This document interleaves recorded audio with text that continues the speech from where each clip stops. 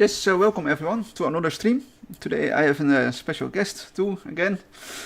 You probably know him from another session, so I've already talked to him before. But today we are going to talk about something totally different. Nothing about technology, but more about, yeah, psy- psychology, if I say it good. Or, yeah. So here is Donovan. Hello. And yeah, Well, today. Oh, yeah, go ahead. happy to be back. Happy to be back for another round. I know it's going to be quite different from the first time I was on this stream. Yep. So, yeah, hand it back to you. Yeah, so today we are going to talk about burnout. So, yeah, perhaps you can tell us more about what is your definition of burnout, and yeah what what's your idea about burnout? How do you see it?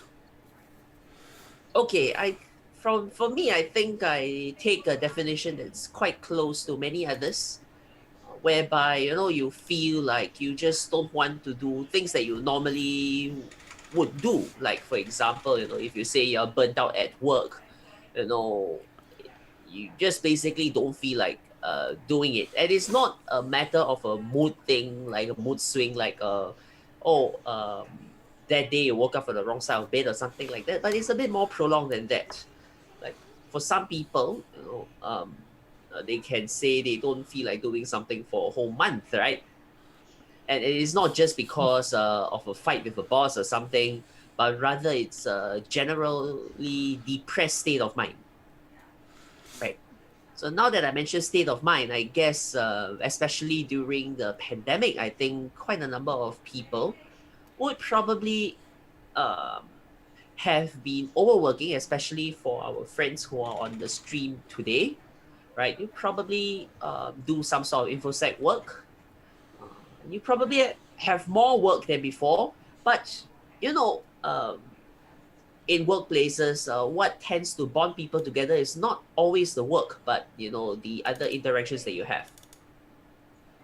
And when that part of a work experience disappears, right, and when all you're left is just tasks, at some point, people do question what's the point in doing all of that, right?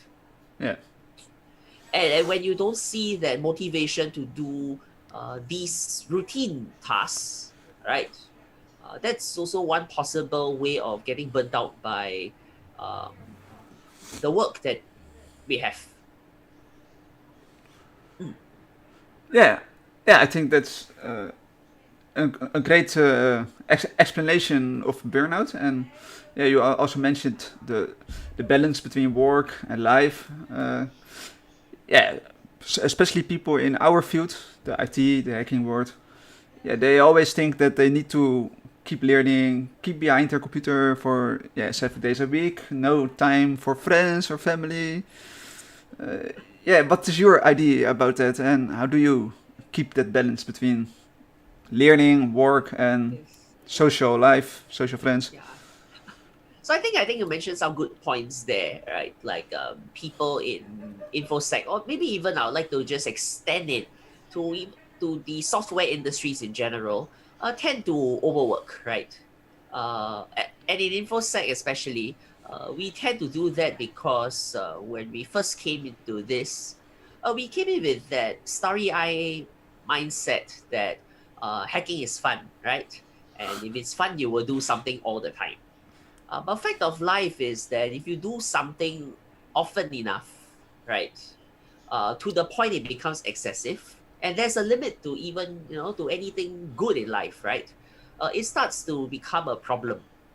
Okay, so I'll just answer specifically for the infosec part. And when you mentioned people working 7 hours, so 7 days a week, 7 hours, right? it's less. Sounds seven good. hours a week is normal. 7 days a week is strange. But people in infosec do that because when you start off early, everything looks new, everything looks fun to you, right?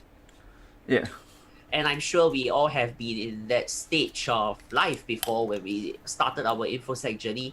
Every day felt like a new challenge. And then when the mundane activities kick in, right, and then realize that, hey, it's still work after all. And I think that's where we have to make a distinction between what's work say what you have to do to pay bills, and what is not work, basically other things, right? Yeah. And my view is that there needs to be a distinction between these two segments of life. I know there is this talk about enjoying the work that you do, and I think it's important. But we have to Yeah, be definitely. clear. We have to be clear that everyone who works in InfoSec, okay, is human after all, right? And being human means that there is a certain element of physiological need. You need to you can't just keep yourself rooted in a chair for 16 hours a day and the other 8 hours in bed, or maybe 24 hours a day on the chair. That's not good, right? And there are other needs that we need to attend to, right? Like social needs, like making sure you have friends to talk to, do something else to break the monotony of even things that we enjoy, right? Like, I mean, I'm sure in many parts of the world, people enjoy things like food, but imagine if your job is to eat and rate food every day, right? Yeah, too much of any good thing becomes a problem, right? Yeah, So, I mean, InfoSec is no exception. I think you're totally right. If your passion is food and you will eat for 7 days, 7 hours a day. No, no, 7 hours a day, that's not great, At some point, you'll feel full, you'll feel nauseated. And I know of, people, even food bloggers, sometimes just want to eat but not have to write about it. Yeah, no, I think you're totally right there. But I think the problem for many people is they have the feeling that if they don't go behind the computer and work on like the books or Trajectme or whatever they are doing, that or earn money in the bug bounties, right? especially the bug bounties, that if they don't go behind the computer and work, that they leave behind, and that they have the feeling like one day lost because I spent time with friends, and I could have spent that time instead of learning new things that I can use on my job. Or how do you prevent that to be happening? That idea, that mindset. I think, I think we have to begin with a fact of life, and the fact of life is that jobs are temporary, right? Imagine if we get fired from work today, right? Suppose we got fired from work today. What happens? Life still has to move on. We have to find a different job, right? So jobs are not permanent. Jobs, you can always find new ones. What is, however, important, are other factors, right? Like, for example, if we take away health from you, it's irreversible, right? Especially, if you talk about say chronic conditions, like if you overwork and then you start to accumulate a bunch of health issues, it's quite difficult to revert. This is not a virtual machine where you just press the revert button and you return it to a pristine state. You can't exactly back up a human body as of yet. Last I checked, right? Not yet. So we have to correct. So we have to acknowledge that there are other factors in life which are quite important and are irreversible once lost. So health is one of them. Another one is time, right? And we all know that everyone has 24 hours a day, regardless of your status. And that's why people start to feel that they need to chase the Jonases, as the saying goes. And if they don't, they feel that it's one day lost, things like that. But I think a piece of advice in InfoSec is especially pertinent here. I read a LinkedIn post reviewing the AWE course and the OSEE exam. And I think OffSec instructor, I think was Morton, who said this to the class, and he reproduced the quote in verbatim, that even if you were to spend every day of your life mastering something for 5 years, you will realize that there's always something new to learn, right? So if the objective is to try to learn everything, then I think it's quite impossible and you will be fatigued trying to do that. And that's why we have friends, right? We can't do everything ourselves. I hope you have friends. I really hope. Yeah, like you. Yeah, but we live too far away to spend the evening in a bar. Yeah.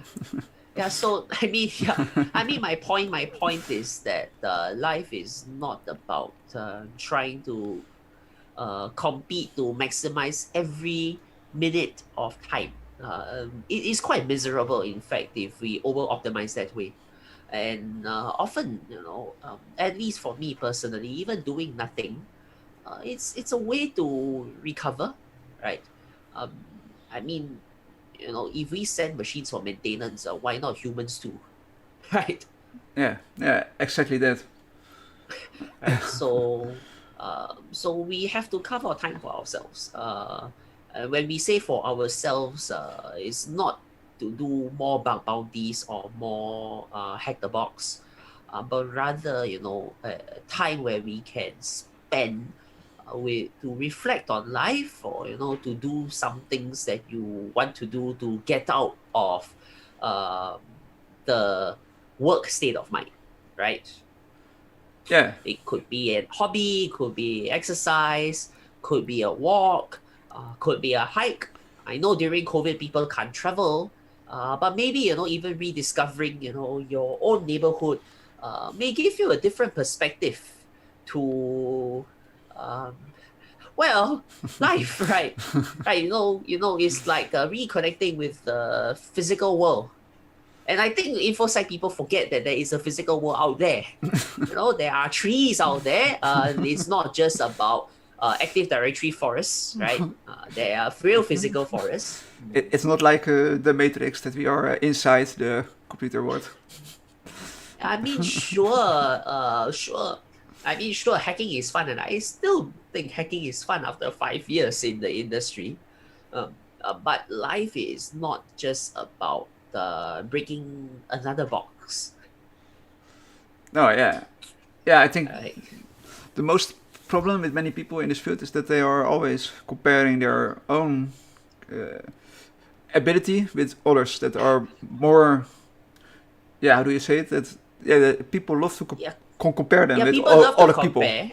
Yeah, and comparison can work in two ways. On one hand, it's a motivational factor for some people. Like they look up to someone as a role model, like, right, and then they say they hope to aspire to be somebody, right? But it can go the other way as well, right? Because, for example, if you try to do something where you clearly are not in that position to, and you keep on comparing, and when you repeatedly tell yourself that you're so far behind, it becomes quite demotivating and, in fact, crushing on the soul, I would think. Uh, so, my take on comparison is that it's good to set ambitious targets. But we set ambitious targets with the knowledge that we can fail. Right? Yeah. Yeah, I think you're right. Uh, There are two ways of comparison: one good way, one bad way. And yeah, mm, if you go down the bad way, then yeah, eventually you will get demotivated. You will stop learning, and you think, well, I cannot compare, or I cannot keep up with him. So anyway, yeah, yeah. I'm not. And this whole burnout thing, right, where you question the existence. Some people, I know some infosec friends have questioned their existence, or why they still stay in infosec when they can't keep up, etc. Uh, and at that point in time, the advice I give is not so much to ask them what they can't keep up with, but rather just go take a break.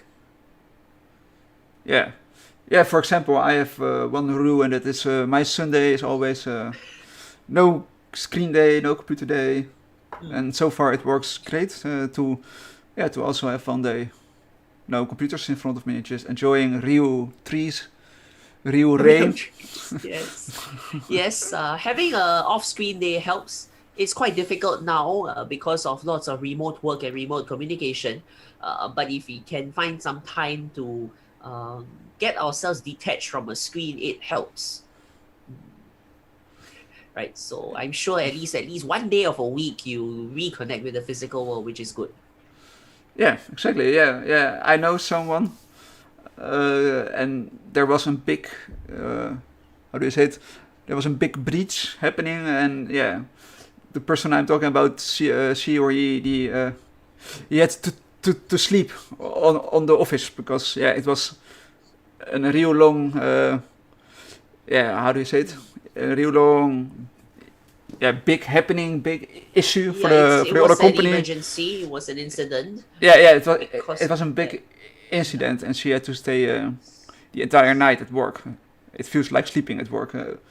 Yeah, I think, yeah, why would you sleep on work? But yeah, perhaps it was and really a big emergency. But yeah, here maybe I will take some time to talk about the dark side of infosec, right? And no, for everybody who says that infosec is exciting, pen tests are fun, red teaming, you dress up as someone else, infiltrate the organization, plug a thumb drive into someone's data center.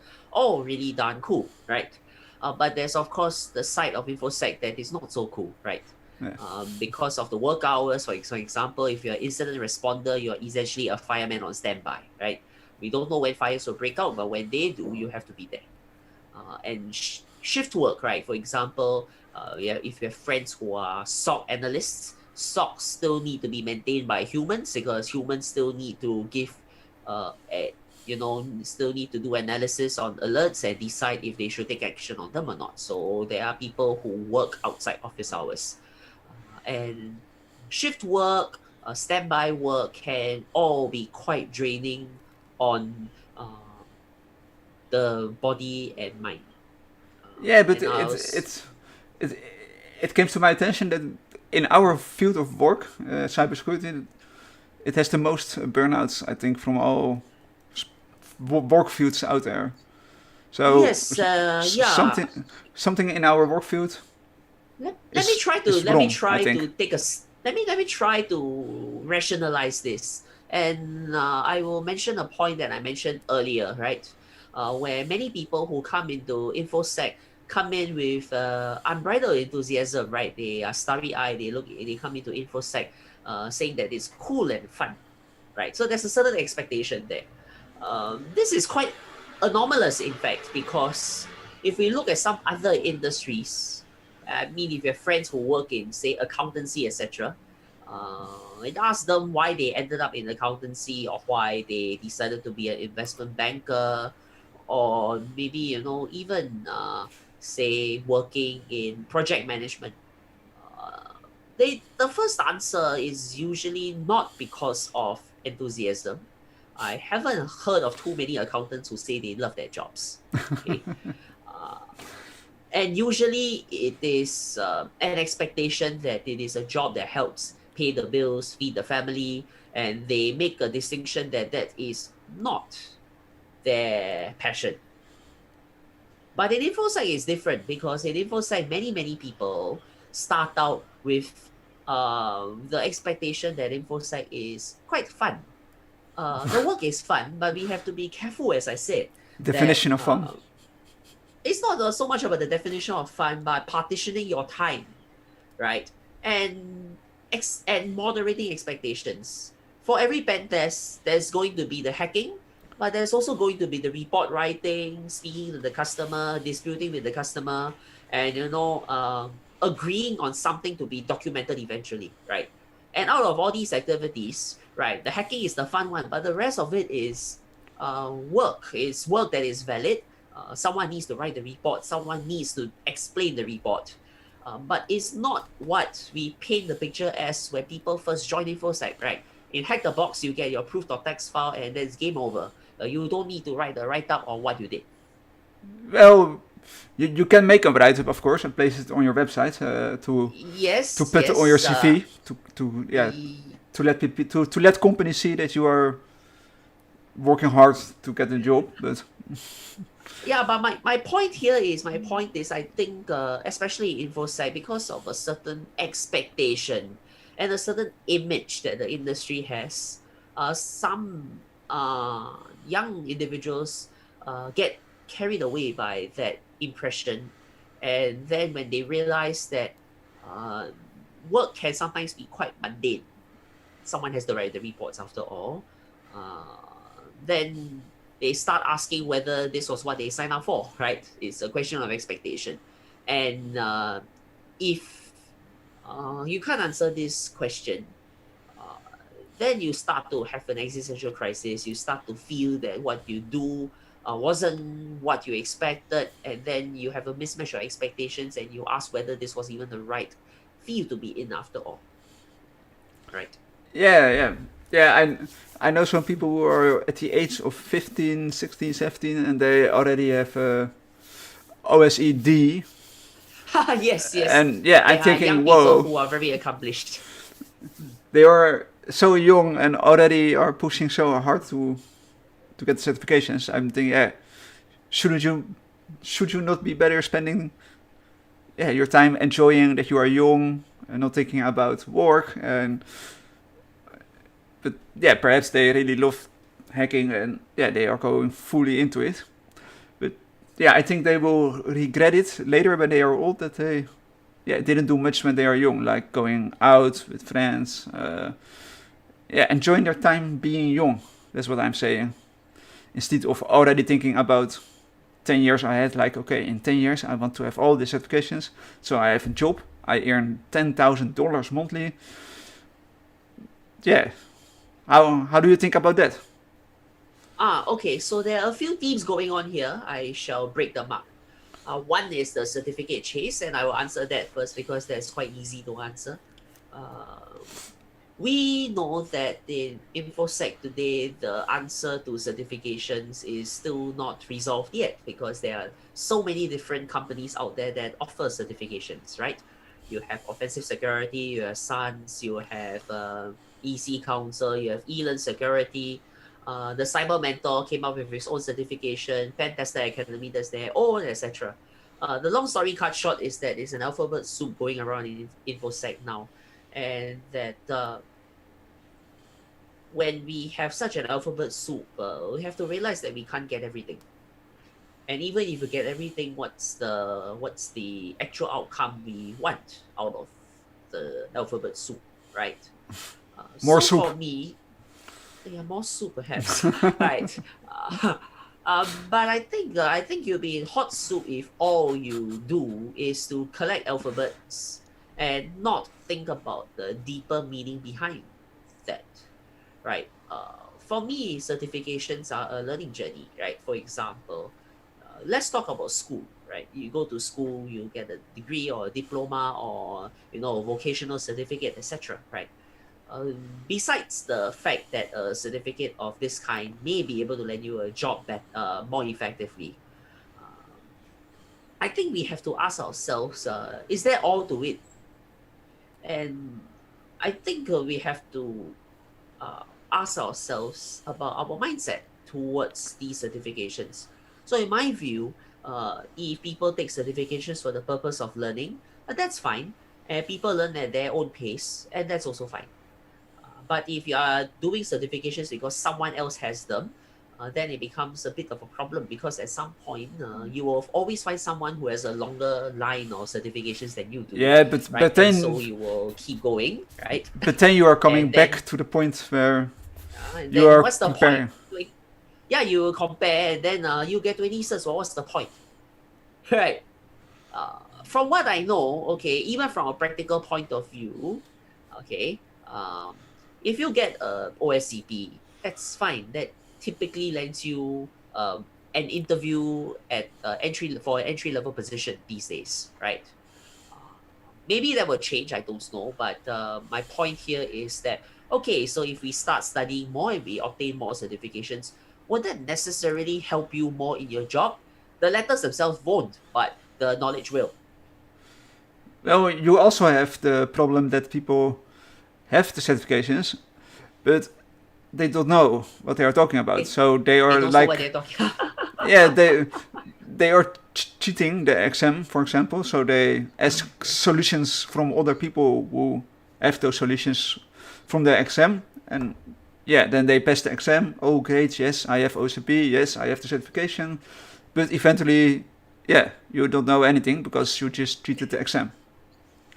This happens everywhere, right? So that's why you see that many firms have their own technical assessments to do a sanity check, verify whether said person who claims to have cert X, cert Y, cert Z, in reality can do some work, right? And I think this is a big problem in software engineering as well. As I joke with a few friends of mine, everyone claims they're a C++ developer and they're very good at it. What does that mean, right?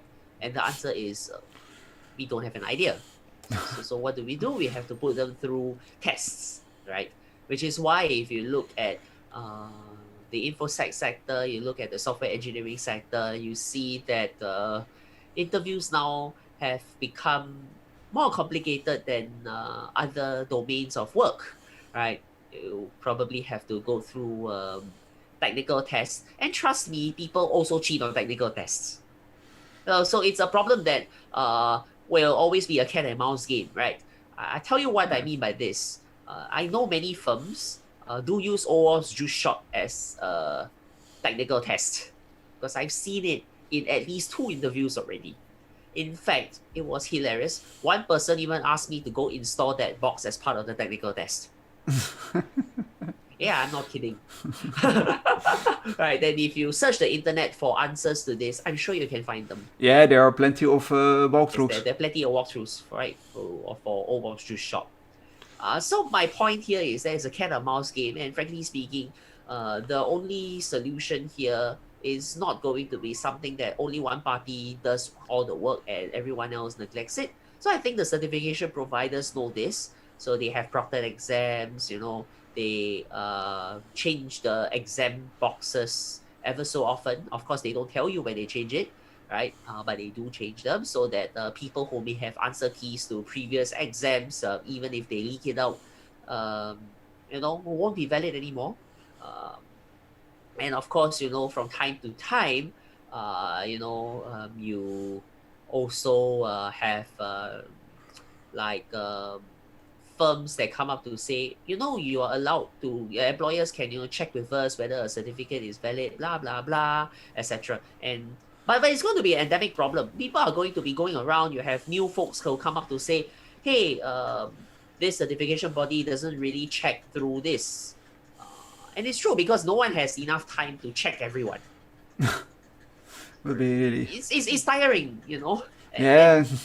and it doesn't earn the certification authority any extra money to do so. It's only a way for them to preserve their reputation. Like, for example, if they become a degree mill, then of course their reputation goes down, right? Yeah. Yeah. Well, thank you. If you go back to the main problem, the burnout. Yes, big problem. So burnout. Let's go back to that. Yeah. How do you think many people can avoid this to be happening? Okay, I'll tell you a story, perhaps, because I am not sure if you know, I failed the OSCP quite a few times when I first started out in InfoSec. I don't remember whether I have blogged much about this, but I mentioned this before. But after my first OSCP attempt, because as a greenhorn, I didn't expect a 24-hour exam to be so crushing. I felt lost. How bad was it? I can tell you how bad it was, right? So in the OSCP exam, there are certain objectives, and it is a well-known fact that there's one objective that with enough practice, you should be able to do it quite well, right? If you know it, you know it. If you don't know it, I cannot give you spoilers, right? But somehow I managed to mess that one up. And then after the exam, I was like, oh my goodness, how did I melt down in the exam just like that? And for a period of time, I was asking myself if I could even get the certification. And this was because, right, my background in school had nothing to do with cybersecurity. And I was, in fact, trying to transition into it. So I was asking myself, can I do this? Can I really do this? Or should I just, go back to what I did in school, which was physics? Okay. About that, so I think I couldn't get a good answer to this question for some time. I just left it. I just left the OSCP certification journey for quite a while. And guess what? I decided to take a holiday. It's an expensive way of doing this, but I decided to take a holiday. Okay. One of the countries I went to was your country, right, in Holland. You didn't even call me. I didn't even call you because back then I'm not sure if I knew you, right? Sad. So, mm, and I took that opportunity to not think about um, work and not think about certifications. I was in fact just trying to relax and maybe from time to time just type away at the side project of mine, right? So just take my mind off infosec completely. And after coming back, I realized that hey, um, perhaps what I was doing previously, trying to rush through this, was not quite right. And so I decided to pick myself up, go for re-exam. I think I still failed once or twice more before passing it eventually. So in fact, I donated to offset quite a bit of money for all these exam tries. They are probably Right? very happy with you. Yeah, they're probably quite happy, right? Uh, but I thought that was a good learning experience because besides the penetration testing knowledge that I've learned, the second most important thing is that it's okay to fail and it's okay to realize that you have shortcomings. But what's important, right, is the ability to take a step back, retreat from the battlefield, and regroup, Go to the toilet. right? And to, think about what you really want out of a journey, right? Refresh your mind, do something else. And so I think my subsequent journey post OSCP was much smoother, I think. Yeah, I think I got to know you after that. And as you can tell, things became more smooth Dramatically. sailing. Yeah, more smooth sailing because I know how to anticipate these markers of burnout better, right? Yeah. I got burnt out by an exam, but there are some people who got burnt out by work or some people who got burnt out by a bad boss, right? But the point is that if you are burnt in the thick of battle, retreat is always an option, I don't know if that's right? true if you fight a war with two countries, but No, no, no. yeah, yeah. For Even in war, retreat is an option, right? yeah, but then they will chase you to the end, and then yeah. But yeah, for a certification attempt, yeah, perhaps if you fail the first time, go for a break for 1 week or 2 weeks before Yeah. trying again.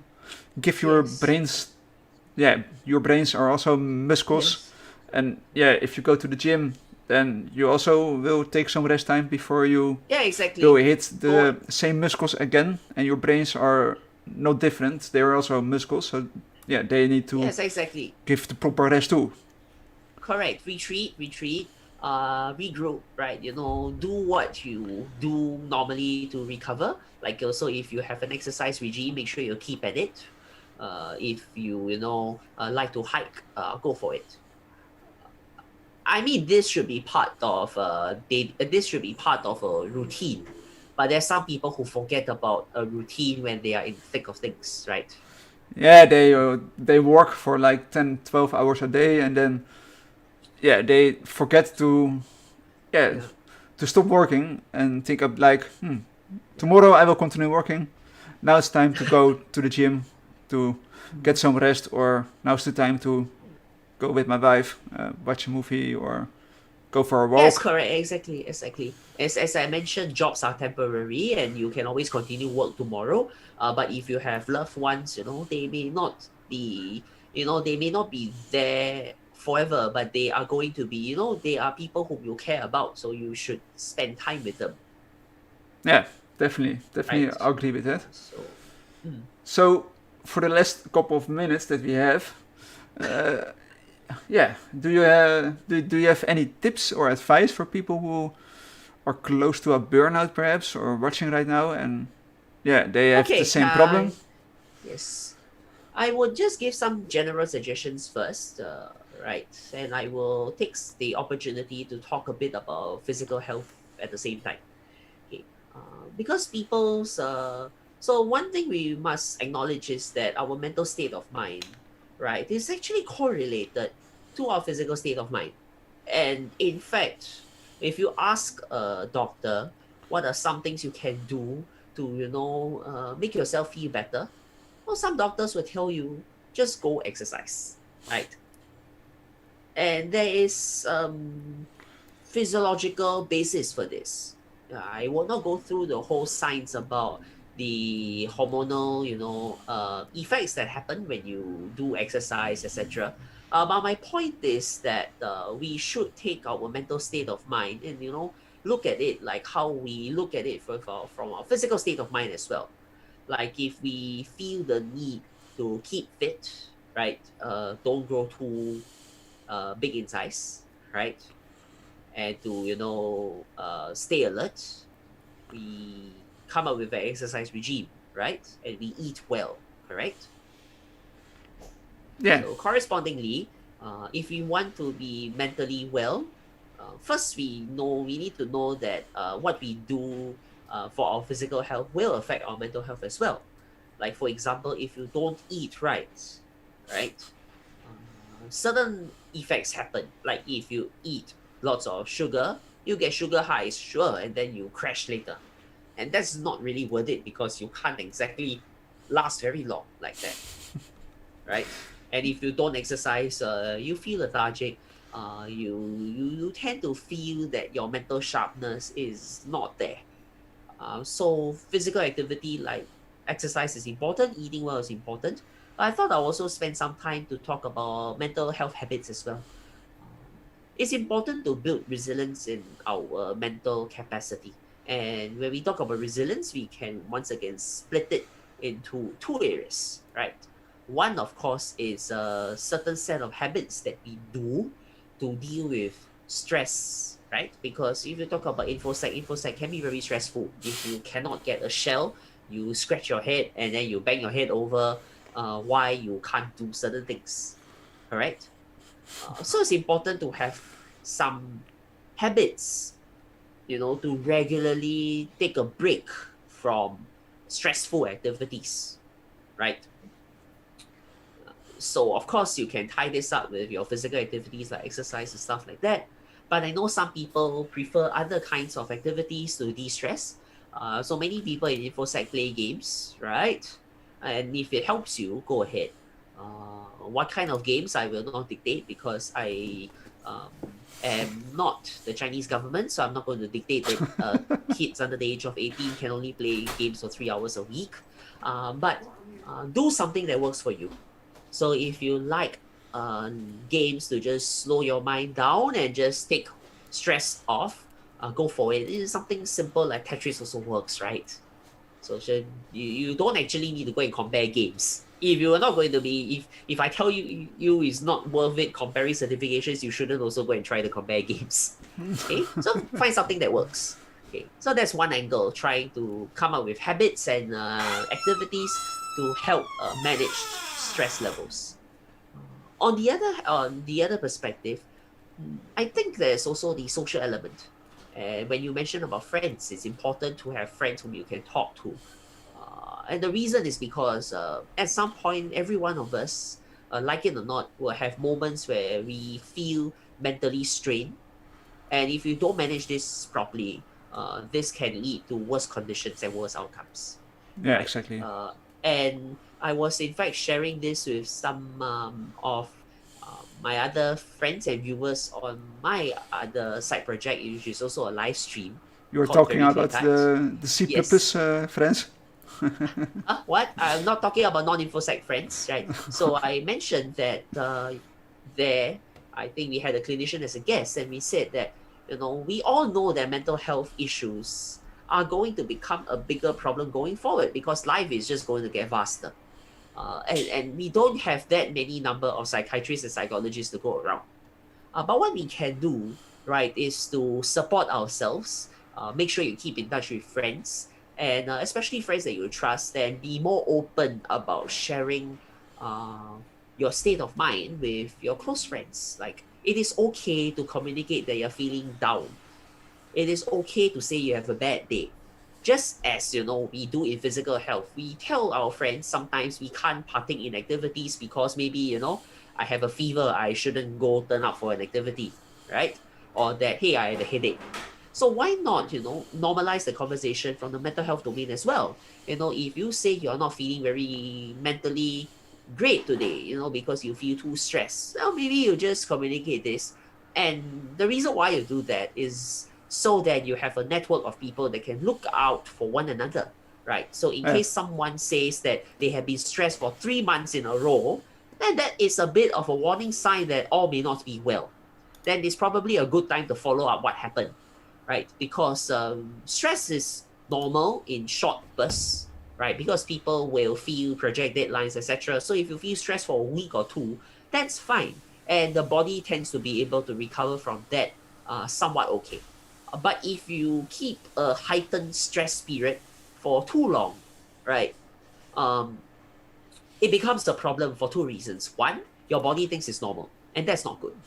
Two, if you are in that state of alert for so long, you're basically triggering some of the not sure exactly what's the term, but you're talking about the fight flight responses, right? Fight flight or freeze responses. And if you are in Yeah. that heightened state of alert for a long while, you don't you find it difficult to revert to a less battle ready state, less normal state where you can relax. And if you don't have that relaxed state of mind, it becomes a problem. And that's how some people lead up to more serious mental health issues. Like they can't handle stress well, etc. And that can lead to other consequences like abuse, or burnout, as you mentioned, right? Or could be a whole long list of issues that can happen, depression perhaps. And we all don't want that. I So hope not. normalize the conversations. Yeah, normalize the conversations. It's okay to tell your friends that you don't feel good. So that if you say the same thing for too long, they can recommend that you have said this for 3 months and we are concerned for you. Maybe why not speak to a psychologist to see if he or she can help you, right? Yeah. Yeah, I think. Seeking help is also something we need to normalize, Yeah, right? definitely. If we see a GP to check our vital signs, why not see someone to check our mental health vital signs as well? Especially with this COVID-19 around, everyone is inside. Yes. They are Yes. not going outside very much. So yeah, it's really important Yes. to watch over Yes. each other Correct. and Yes. yeah, Exactly. tell the other if something's wrong or he sees something that is not fits well. Yeah. So community is very important, and community can be within the industry, but can also be beyond the industry, right? You don't need to confine your social circle just limited to your work connections, right? Yeah, Your school friends, or if you pick up a sport, you have an interest group outside, or if you have a certain volunteer in a certain capacity, all these are social groups. yeah, yeah. I think you're right. Well, thank you for answering that question. Yeah. Uh, yeah, I see it's nearly time. So Okay. perhaps the people who are watching, perhaps they have questions too. Yeah. So do they have any questions I for see me? that Mr. Frequency says that physical exercise is much better than any other sort of break. I think, Yes, I would think so.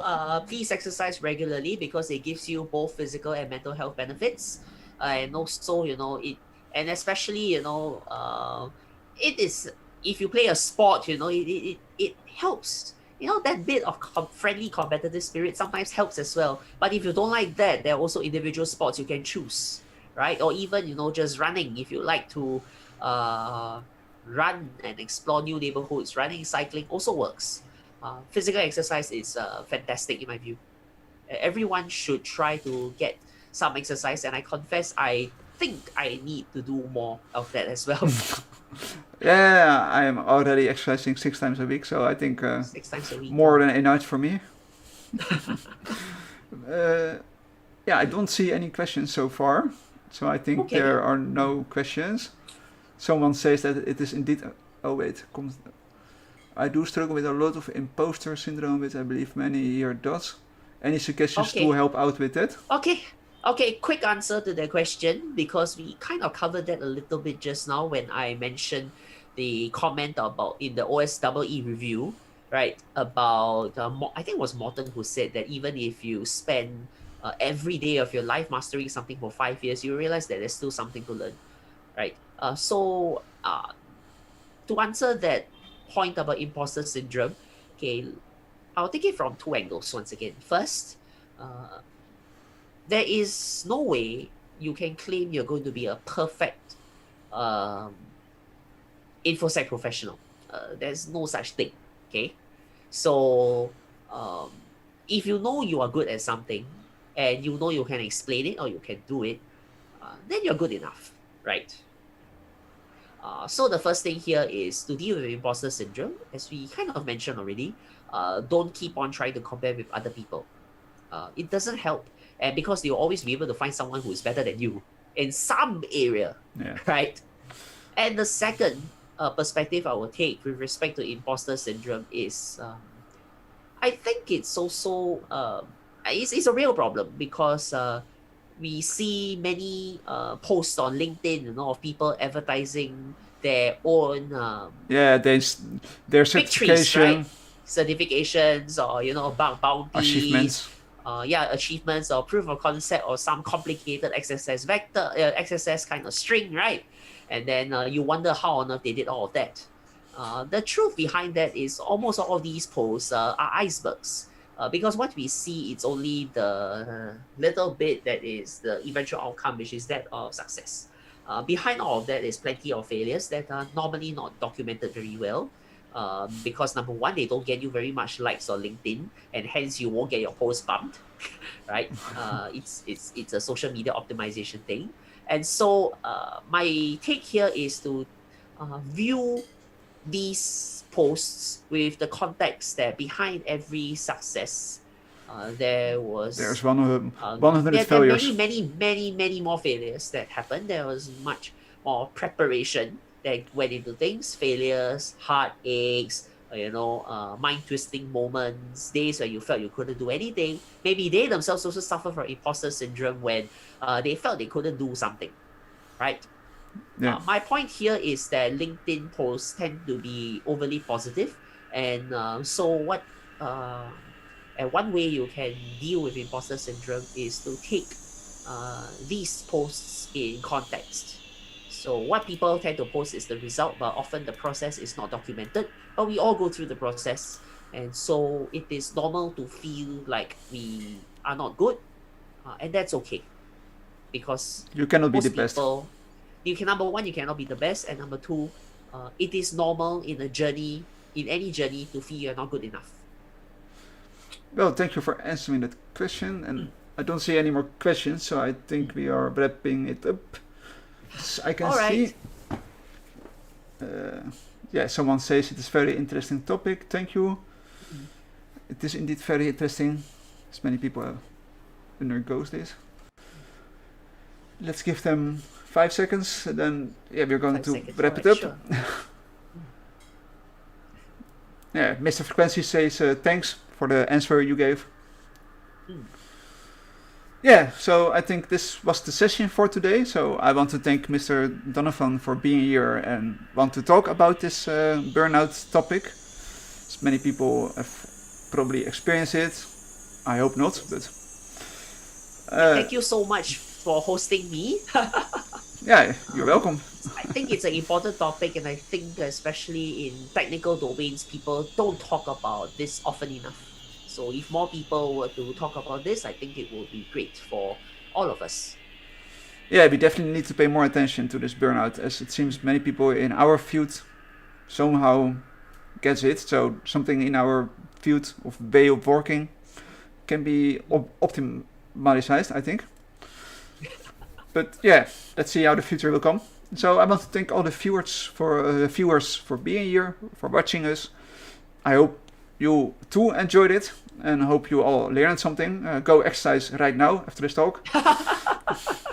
Weather permitting, okay? We don't want to catch a cold if it's raining. No, just go. Just That's focus and go. No. But I hope you learned something. I hope you will spend more time with the people who you care about, too. And yeah, again, I want to thank you for being here. And yeah, I wish you all an amazing weekend for the people who watch. And yeah, you too. Have a nice weekend, and whatever you're going to do, enjoy it. Have a nice weekend, everyone. So see you all next time, everyone.